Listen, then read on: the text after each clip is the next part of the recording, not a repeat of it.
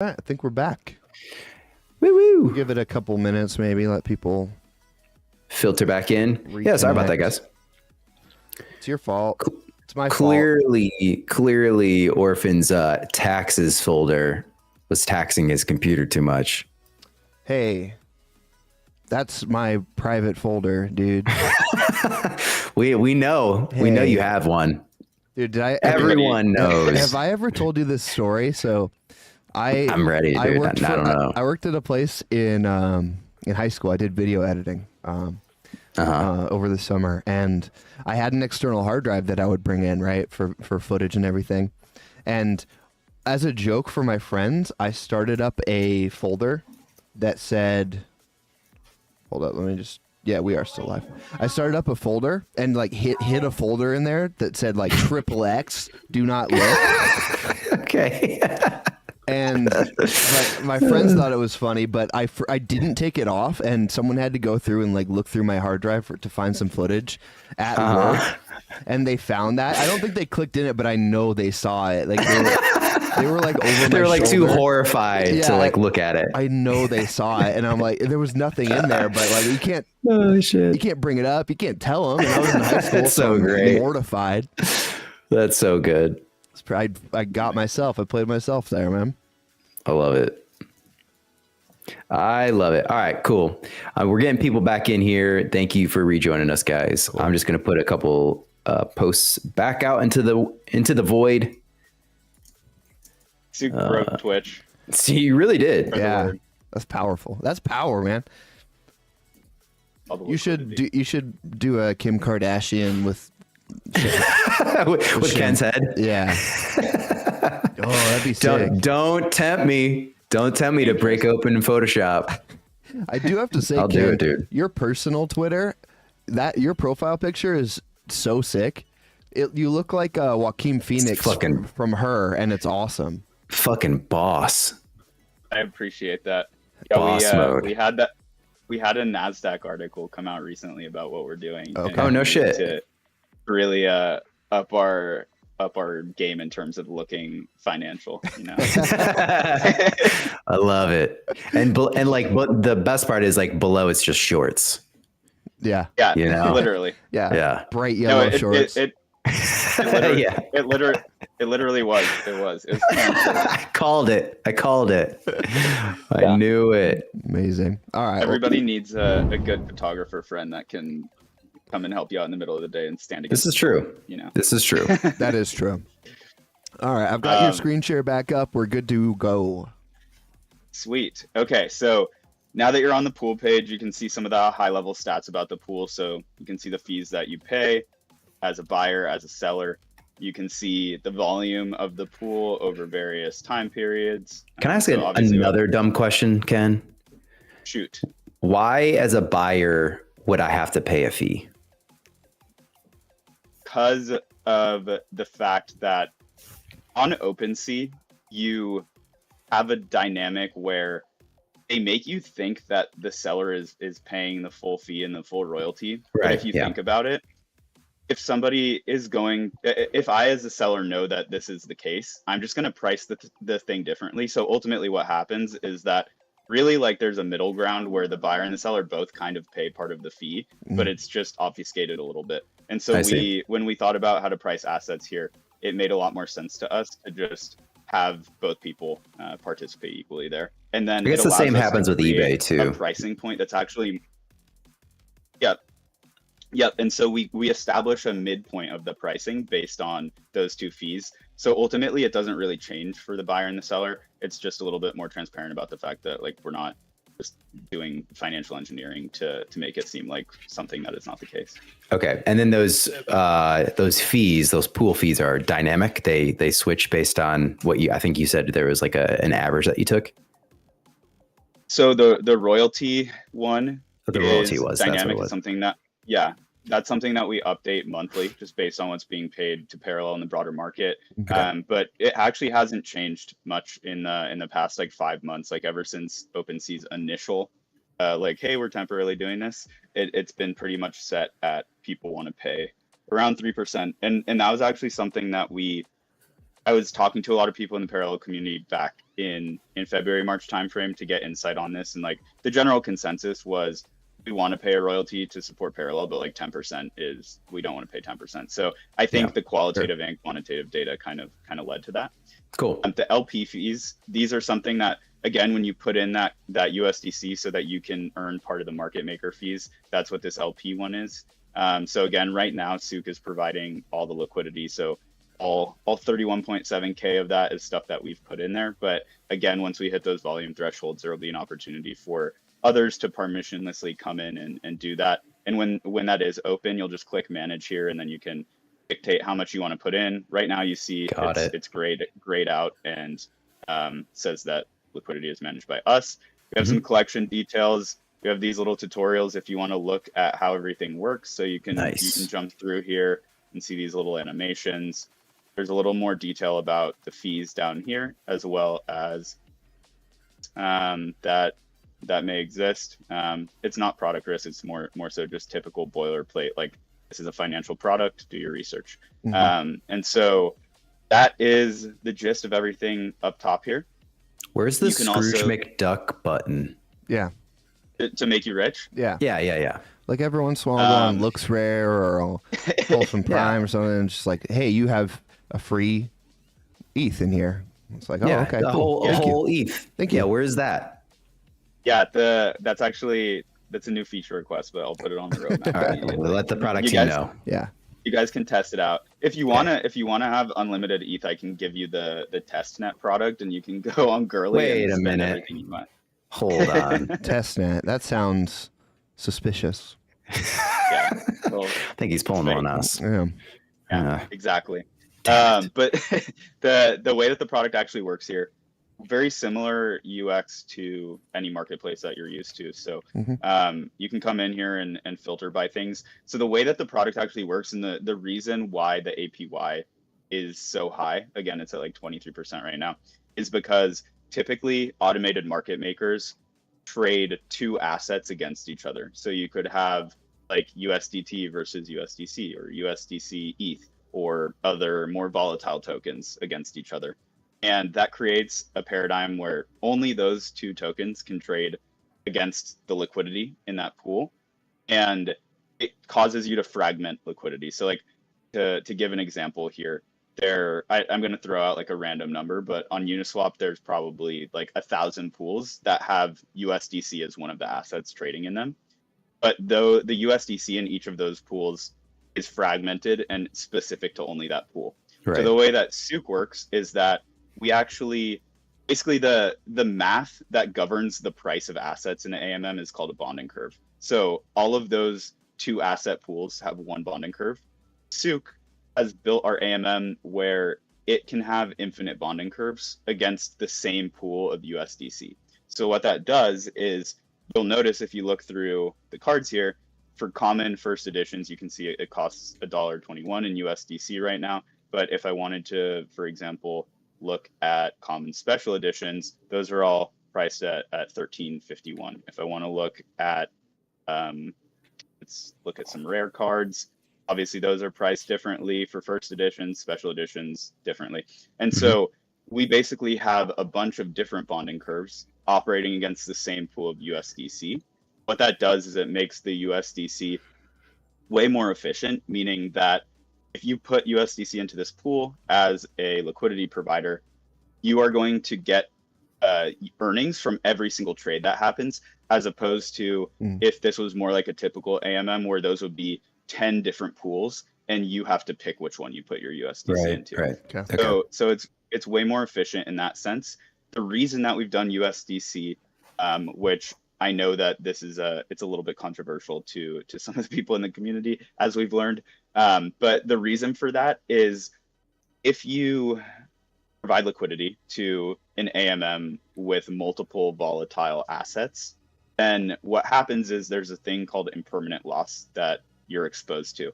And it basically can just mean that those two asset prices can change relative to each other in a way where you have a high risk of having the value of your deposit decrease, even though you've been earning interest on it this whole time. And so if you make one of the assets a stable coin, impermanent loss is dramatically reduced, and really your only risk is that parallel cards decrease in value. But then you also have exposure to, if parallel cards increase in value, that you get that upside too. And so when you think about putting USDC into our AMM as an LP, you can really think of it as buying a parallel card index, and you can do that with as little as like 1 USDC. And so it really breaks down the barrier to entry for people who they might want exposure to a gravity key or to some legendary special edition card, and it's just way out of their price range. But now they have the opportunity to put $1 in, get indexed exposure to that card and all the other cards, and on top of that, they earn yield every time that somebody trades with the system. So it really opens that up. Have you seen any really good deals like that? Like that's a good example of like someone having access to a gravity key that couldn't otherwise afford it. Yeah, so there are really good deals in some cases when you're looking to buy and sell cards. But with regards to exposure that I just was explaining, that's really if you're providing liquidity. You wouldn't be able to like buy a fractional gravity key, although you could think of it that way. Like you kind of are in a sense buying fractional shares, but it's just represented by these LP tokens. Got it. Does that answer the question? I think so. Do you guys have all parallel assets on there, like our masterpieces on Souq, or? Not quite yet. So right now, the most expensive asset that we have is actually a gravity key. And so right now we have 10 subpools. We have all common cards, which is first edition, special edition, perfect loop. We have all uncommon cards, same 3. We have rare first edition, rare special edition, legendary first edition, and then gravity keys.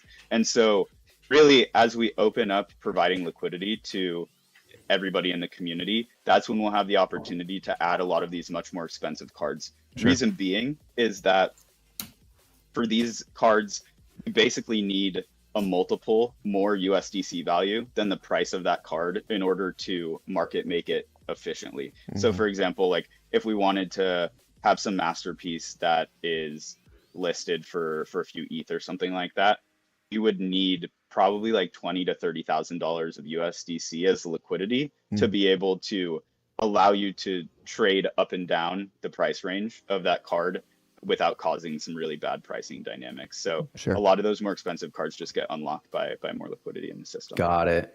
Okay. That makes sense. That's cool. Yep. So one of the things that we've noticed though, which was actually, I think the thing that I was most excited for was with regards to specific gameplay dynamics. If you think about how as the meta changes, as nerfs happen, things like that, obviously different cards are going to come into season at different points in time and become more or less valuable. And people are going to want the ability to change up their decks in a way that is more reminiscent of a Web 2 gaming experience where you can just instantly go to the marketplace, buy new things or get rid of stuff. And so that's something that we really have focused on. Is with Souq, you have instant liquidity. So if I come in here and select that I want to sell these 4 cards, for example, then I can come through here, I can confirm that I want to sell them, and instantly, as soon as MetaMask lets me, you guys can't see the MetaMask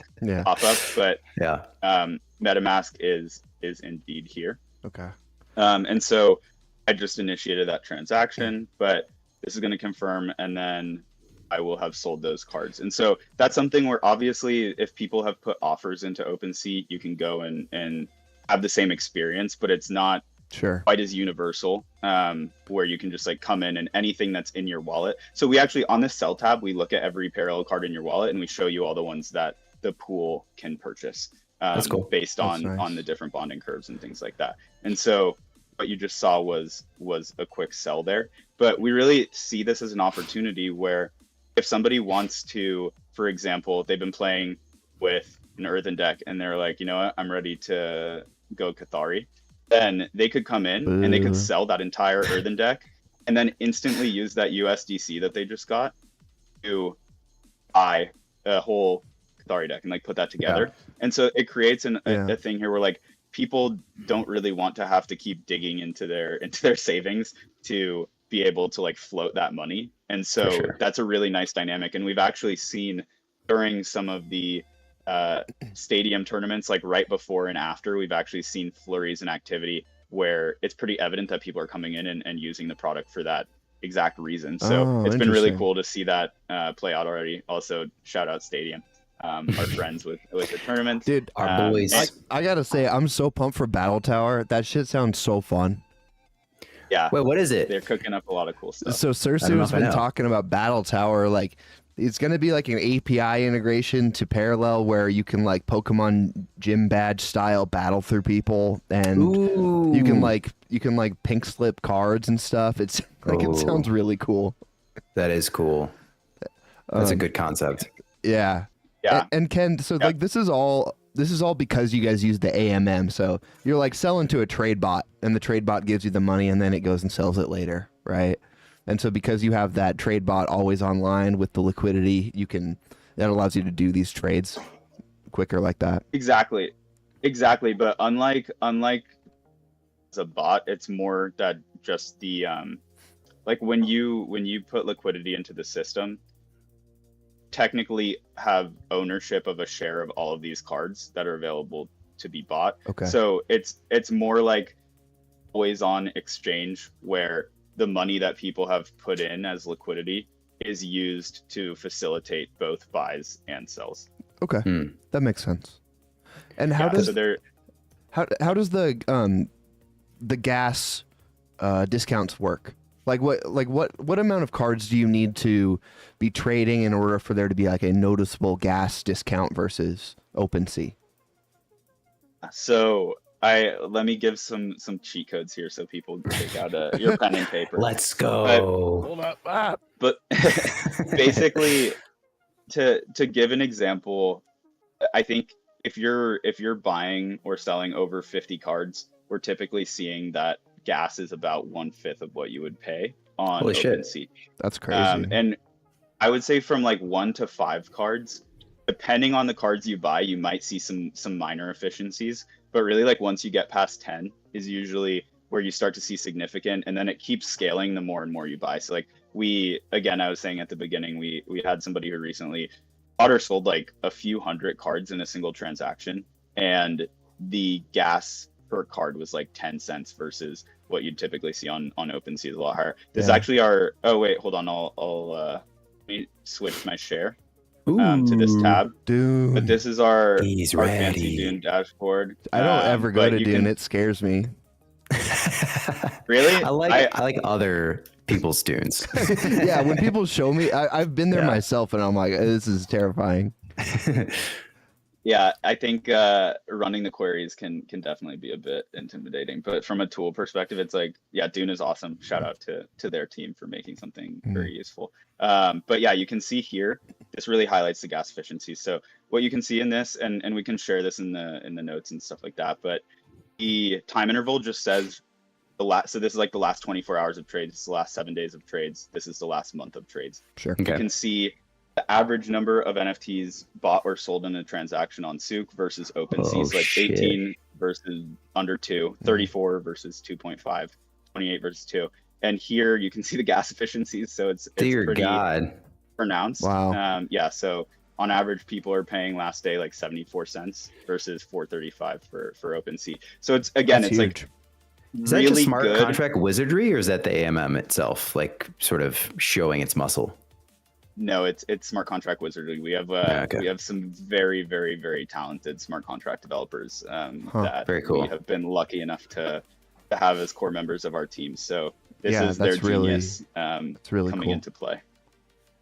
Wow. Yeah, and I think that we like SudoSwap is actually less gas efficient than OpenSea, and so when we were thinking about how to build this, this was a really, really core piece from day one of like how can we enable gas efficiencies? Because when you think about it, like Parallel is in a really rough spot on L1 for like common cards because Sure. it almost disincentivizes you to buy or sell anything because the gas is more expensive than the card, as everybody knows. So obviously that's why uplink is happening. But I think there will always be a strong demand for the L1 market with Parallel, even as a lot of volume accrues to to base. And so Sure. yeah, having a tool where we can provide this is useful. And I do think that there's an opportunity over time. So what I talked about is that I was mentioning with each of these pricing bands, we have like a section of cards within each of them that trade a lot in Souq because the fair market value as perceived by traders is really close to what Souq is offering for the buy or sell price. But that as you get to the more expensive cards in each of those ranges, it's less attractive for people to use. And so another advantage of as we get more liquidity and allow people to LP, we can actually get more granular with those pricing bands so that we do have the ability to get more sensitivity and create better pricing dynamics where every single card basically in the collection will be priced at a point where it's competitive and something that people actually want to do. Cool. So yeah, but that's awesome. And that's been the gas efficiency has been a really exciting piece for us. I did want to give the hints that I was talking about. So I'll stop my share now too. Can you keep it back on? Oh, really? Sorry. It's okay. I'll just switch modes. Should I put it back up? Atilon says my wife calls it Souq Finance. Epic. Wrong one. Epic. Wrong one, Telon. That's a different service. Yeah, that's different. We call it DoorDash in the States, but I guess that's yeah, fair. Yeah, if you can just share that screen again, Ken. Yeah, let me do that. Sorry, I messed up everything. You better be, man. It's all good. We'll take it out of our Souq account. Our Souq account. Exactly. Perfect. Thank you. One thing that go ahead. I was just gonna say that the way that you can really max out the gas efficiencies though are I talked about those what we call subpools, so the cards that trade on the same curve. Though if you buy a bunch of cards in the same subpool at the same time, you're going to have the best gas efficiency. The more of those different pricing bands that you include in your transaction, the less efficient it becomes. And if you want to get like crazy efficient, buy a ton of copies or sell a ton of copies of the same exact NFT. And that's where it gets pretty wild because with how we've built this, the gas that you pay to buy one copy of a card is the same as for 15 copies of the card. So identical. Wow. And so if there's a big kind of monopoly that you want to build of a certain card, then that's a good way to use it. Interesting. I would if I could. That's what I was trying to do with the Primea conduits, but I can't. I don't have the money. My family's starving. I bought too many Mizras. Yeah. Fuck. I do buying wonder. Too much soup from Souq Finance. Yeah. I have so many cards in Payload right now because it was like at the time, like Prime was like I don't even think Prime was public yet. And it was like one Prime for one card. So I spent like 500 Prime to get 500 cards that are now in that custodial wallet. Yeah. But there's so many in there that would be great to have access to so that I could actually like trade them on here, sell them on here. So yeah, I don't know. Do you guys have APIs or anything like that you can, like other teams, Echelon can leverage? Yeah, so we've been getting the Payload comment quite a bit, and it's something that our team has started looking into. I think we need to understand a bit better technically how that is built, and so something we've been trying to do is, I know like the Parallel team has been super busy, but we've been able to have really good conversations with like basically everybody in the ecosystem except for them. And so some of those things require that we just have those first conversations and start to understand how we can integrate there. Sure. Cool. That makes sense. Yeah, that would be nice if we could pay a fifth of gas to get those out of the Payload and into our wallets. Yeah. Or you could even sell them directly from Payload to the AMM. I think that's what a lot of people have expressed interest in doing. Exactly that. Yeah. That's what I would want. Ken, I'm looking at the time. I know you had only slotted an hour for us, so I just wanted to be cognizant of that. If you have a hard stop. Yeah, no, I'm happy to go long here. I feel like there might still be more questions, so I want to Okay, make sure that cool. we can get to all this. Yeah, But I'm thanks for tired, showing dude. Dude's been editing videos for 72 hours straight. You should see my Yeah, timeline if on you the wanna next video. It's fucking wild.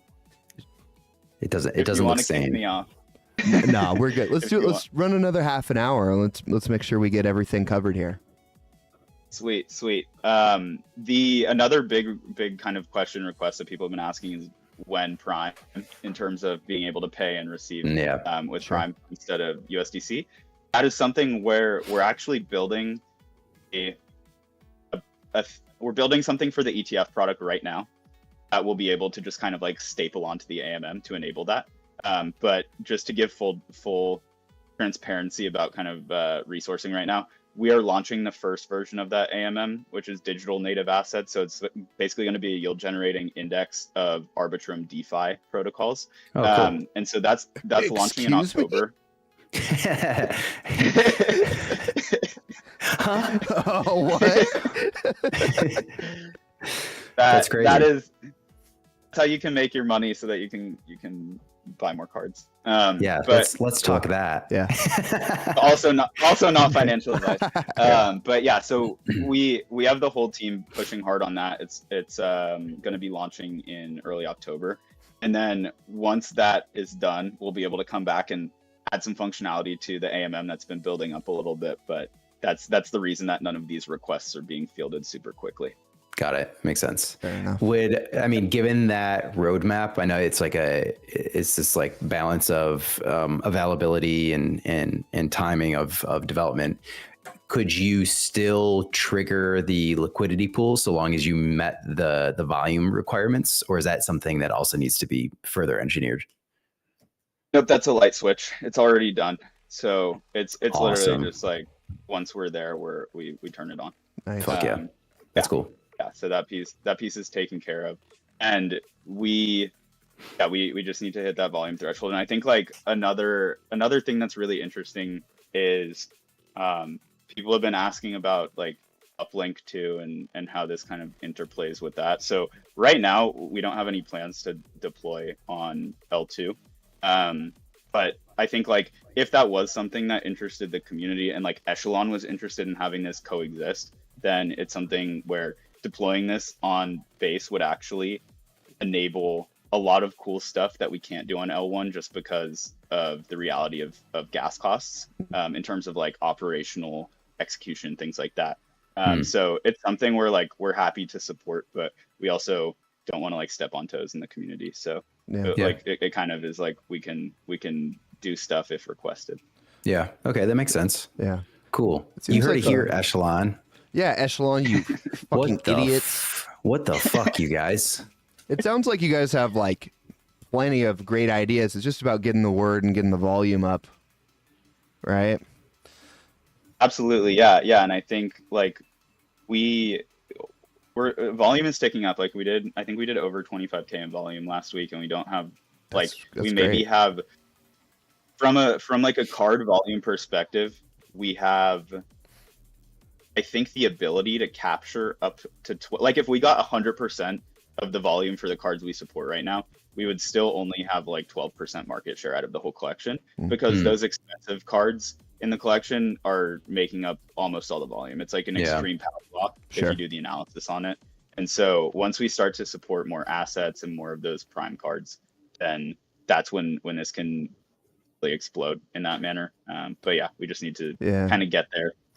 I think the volume would go up on the lower assets too if people understood the gas savings they could get using your guys' platform. For sure. I know most people are probably in the same boat that we are, where it's like, okay, well, I would trade this common for another common, but it costs $5 to do so. Yeah. And it's like, okay, I'll wait and I'll just keep it in my wallet. And like, maybe I'll buy some glints and try and get an apparition or something, you know? But right. It's really interesting from the psychological perspective of you're starting to see all these things percolate now, like between Souq Sanctuary, which was the Echelon based like tradable marketplace that they just talked about. and then obviously like the in-game sort of crafting that occurs as well. And it just feels like there's everyone's pining for these things, and there are going to be moments where like I don't necessarily want to trade a bundle for that thing. Like I'm maybe I just want the Ethereum, you know, or maybe I want the Prime for it. So like having the availability to like jump from like, you know, trading to selling to crafting, and like having easy flexibility to do all those things. It's like, that's all the stuff that all the players want to have accessible to them. But they need to be probably like a little bit more, not to like use a dirty word, but like a little more centralized to like the tool sets that the players use. Yeah, absolutely. And I think centralized, dude. I think what is this, Nazi Germany? What the? Oh, sorry guys. Excuse me. Oh, I'll we're on just see YouTube. myself out. I mean, bad guys.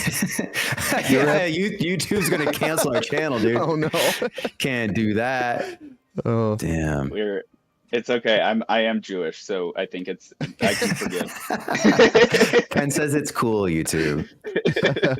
I think that we are going to see, I mean, that's kind of the whole cool promise of Web3 game economies, right? Is that like you actually can do all the things you do in a real world economy. So like I might want to loan out something that I own. I might want to sell it. I might want to trade somebody for another thing that they own. And like all of these dynamics are achievable with smart contracts, which is really cool. But I think it just takes some time. And, you know, what I'm excited about is like, from everything I've heard, it sounds like the beta has a ton of signups, and as they continue to let more people in, like this game really has the ability to, you know, like blow up and be one of the first ones to really do it. So I think a lot of these things just become more economical to build when there's a lot more people to serve.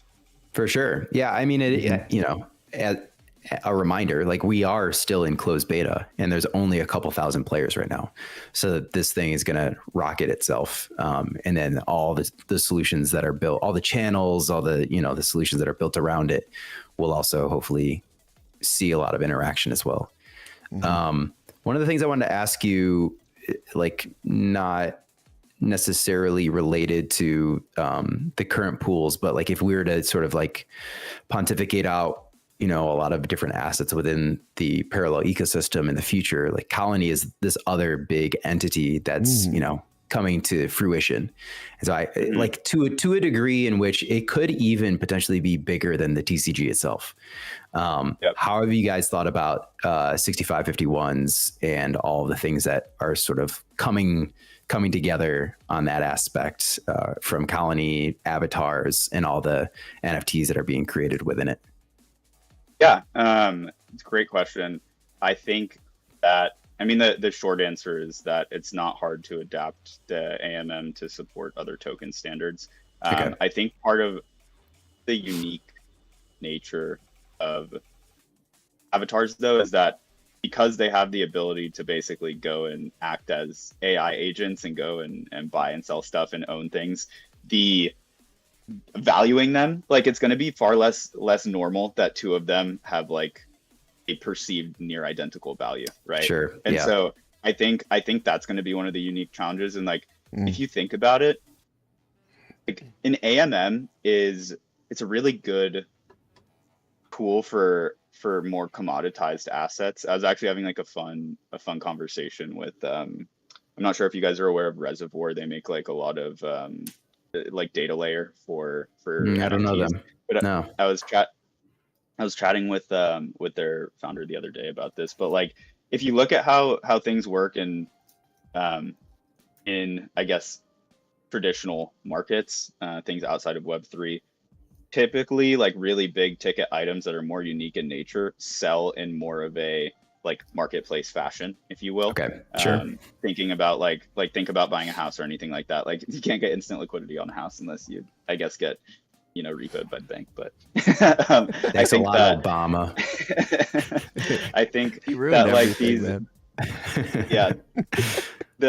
the long answer that should have been shorter is basically just like, I don't know if avatars are going to be something that is optimized for an AMM. Yeah. It's certainly something that we can make available and experiment with it, but people might prefer to list something and wait a week if it's that level of value.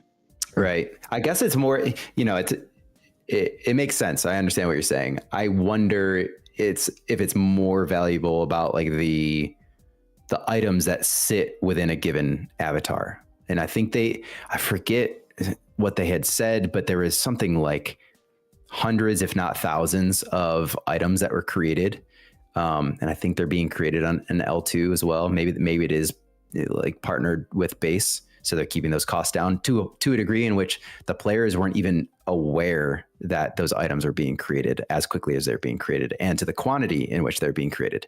So then you have this access of this log of items, and then you're like, well, I don't even know what to do with all this shit. So like maybe there is an AMM that allows me to offset some of that stuff.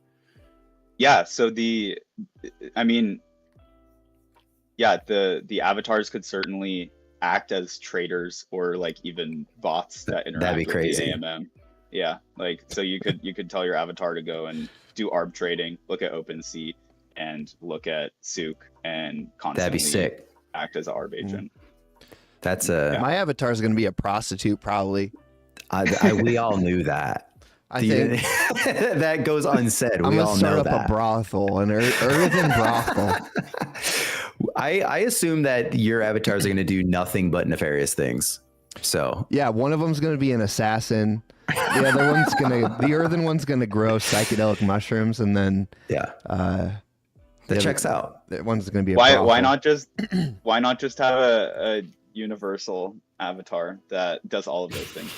No, yeah, dude, come on. They don't have they don't have enough time in the day. Each of those is a very special skill set that you need to focus on in order to become proficient. I don't know. I think you could. Have you ever tried to part-time run a brothel, my friend? It's tough. That's a tell you, brother. Big ask. Yeah. Yeah, I don't know. George R. Martin's in his fucking feels right now, dude. You're doing everything for him, man. Yeah. He's loving it. More complexity. Yeah. You're right. I should simplify a little bit. Just have one avatar. His name is the Slumlord, and he does all of those things. That makes sense. Yeah. It's just efficient. Drug dealing avatar that kills his Johns. Yeah, exactly. It's bound to happen, honestly. I'll call him the Milkmaid. Oh God. I would, yeah. I would actually love nothing more though than a Souq integrated avatar trading like layer, because that would just be insane if avatars could trade amongst one another. And then I could just watch my wallet do like if I had like a separate wallet that just like, I'm sure there's points where like your avatar will make shit decisions, but I would actually really love to see that sort of like interactivity and play that game. That would be fun. It could be your Scrooge McDuck button. There you go. That's it. I guess I got my answer. Yeah. Hey, I'm into it. Full circle. Yeah. I'm fully into it. Hell yeah. Yeah. I mean, thank you, Ken. Thanks for running us through this stuff. Yeah. Yeah, absolutely. What should people, if they had questions, if they had ideas, like where can they find you? Yeah. I think that we can give you our social links, and then you guys can maybe drop those in a tweet at the end of the episode. But sure. It's easy. It's just Discord and Twitter. And so I think if you want to come get information about Souq, like drop into the Discord. You can open up like ask a question ticket or a support ticket, and Sweet. I'll personally answer your questions in there. But yeah, I think really like right now, again, we have like 40 to 50 unique wallets that have been using this thing. I'd love to see what it looks like when we have a few hundred people and more people are aware of the value it brings, because I know that I've seen some of our users on the stream chat today.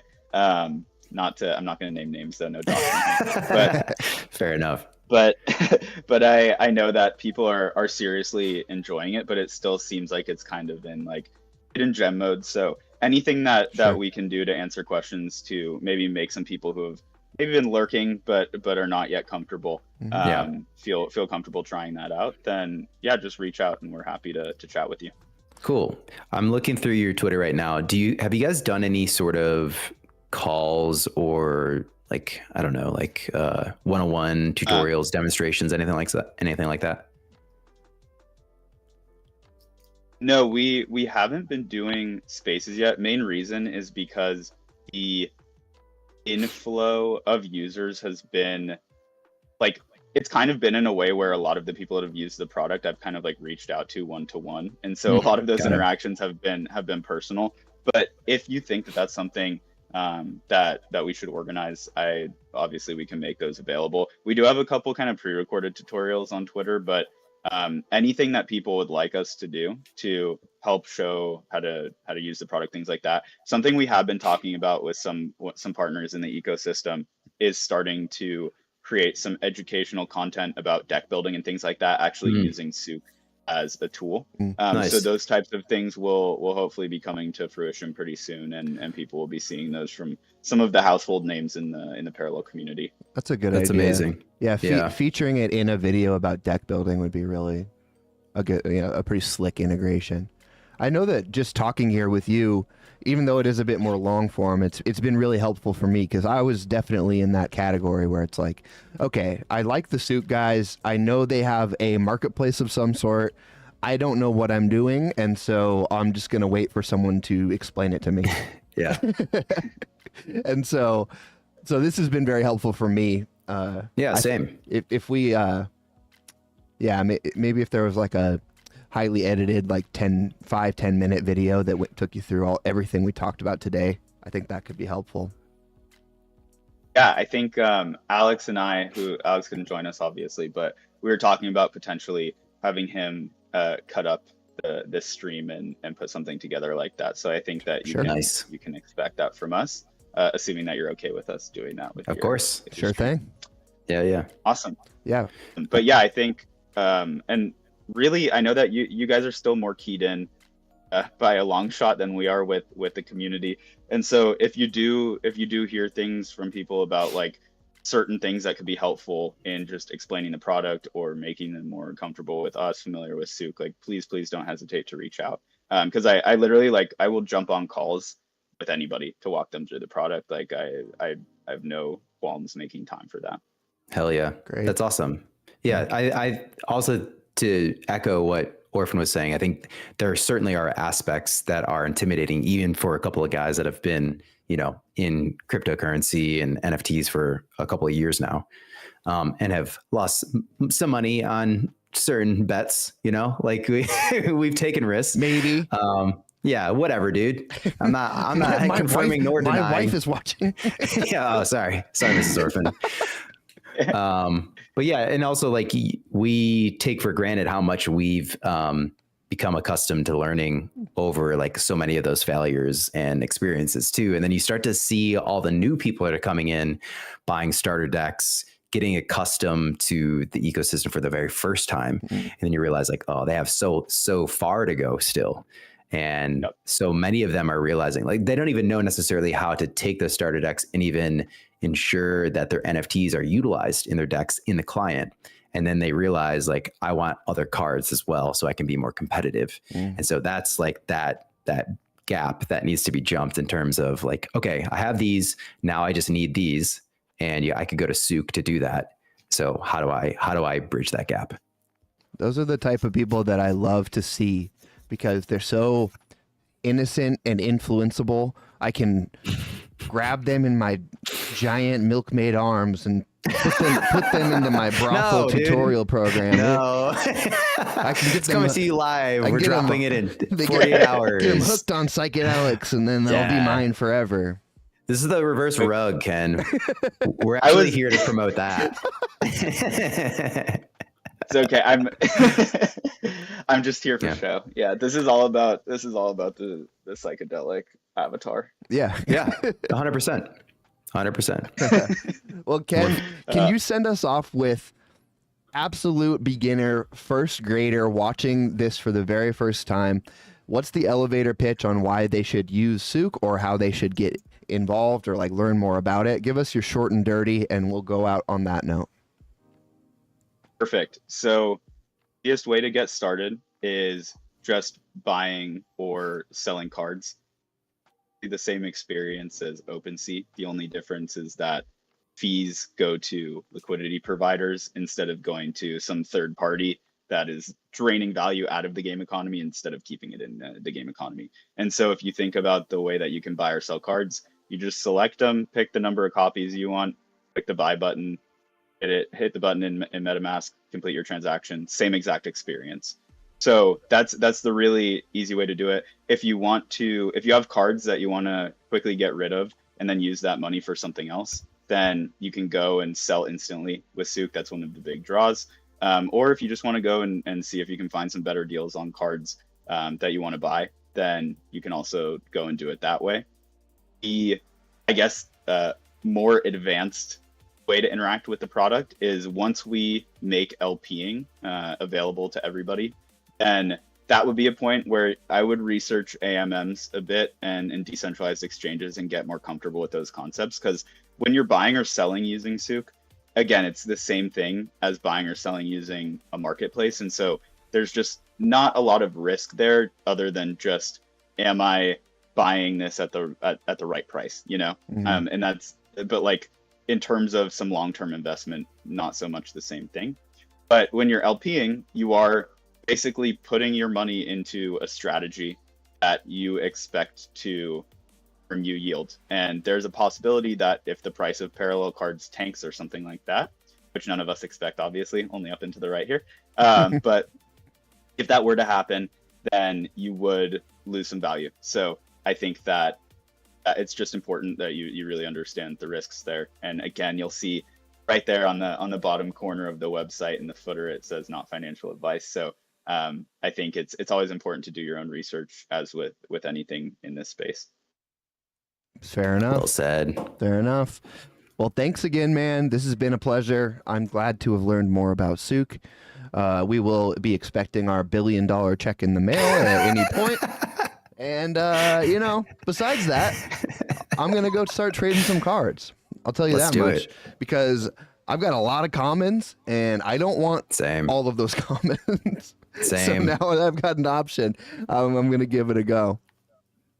Dump them. The nice thing about it is when you go and dump your cards, then the price is going to go down on those commons, and other people can then come and get a pretty sweet deal on some other ones that you're looking for. You do it first, Orphan. Yeah, someone else should go in and do it, and then I'll start selling. No, you go first, man. Okay, I guess. I'm the Robin Hood of parallel cards. Yeah. Thanks for being our Souq Sherpa, Ken. Our Souq. Yeah, absolutely. Our shirt. And no. Oh my God. Like I said too, I'm happy to provide this insight like one-on-one or in groups with anybody in the community that's looking for it. So please feel like my DMs are open on Twitter. Feel free to hit me up. And it was I really appreciate you guys giving me the opportunity to talk more about the product. And of course, man. It was very fun. Happy we got a chance to hang out long form here. Likewise, man. Yes, sir. Thank you for being here. All right, guys. Hope everyone else who's watching has a great day. Big round of applause for both Rye and Ken. And then, do some stuff later. Catch you guys tomorrow. Peace. Later, guys. See ya. See ya. Thank you.